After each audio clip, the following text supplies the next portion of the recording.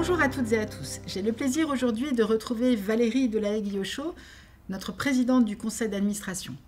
Ensemble, nous allons évoquer les grandes thématiques qui ont rythmé une année 2023 où l'ANSM a de nouveau été pleinement mobilisée par une série de défis et d'actions significatives au service des patients.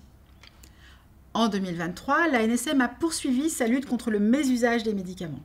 La politique de santé publique, initiée en 2022 et co-construite avec l'ensemble des parties prenantes, les professionnels de santé, les patients, s'est ainsi poursuivie. Cela s'est concrétisé sur le terrain par une nouvelle campagne de communication grand public qui a permis de sensibiliser tous les publics à la bonne utilisation des médicaments. Effectivement, dans le cadre de cette campagne d'information, l'agence a utilisé divers relais médias pour mieux atteindre les usagers à travers ce type de messages. C'était l'une des conditions de leur bonne réceptivité, de leur impact, dans un contexte en effet marqué par la place croissante des réseaux sociaux et l'augmentation de la désinformation.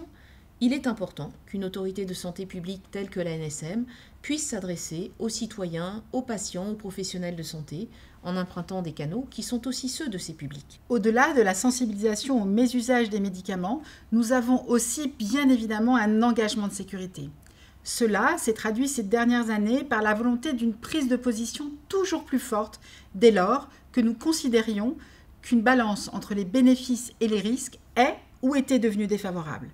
En 2023, nous avons eu ainsi une séquence très forte sur les vasoconstricteurs oraux, dont l'impact médiatique a permis d'avoir un réel retentissement dans chacun des foyers au niveau national.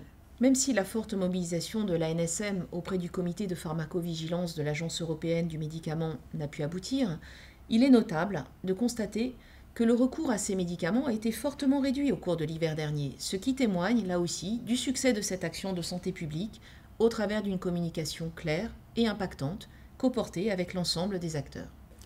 Notre engagement pour assurer un accès équitable aux médicaments et aux produits de santé a été une nouvelle fois une priorité majeure des actions de l'ANSM, notamment avec notre mobilisation dans la conception et le déploiement du plan hivernal 2023-2024.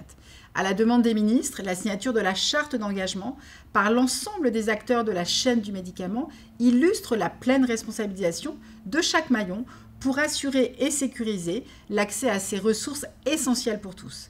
L'ANSM réaffirme ainsi son rôle pivot, tant sur le plan national qu'européen, pour répondre à cet enjeu crucial. En effet, la signature de cette charte en novembre dernier est le fruit de ce travail de dialogue et de partenariat avec tous les acteurs, qui est au cœur des valeurs de l'ANSM.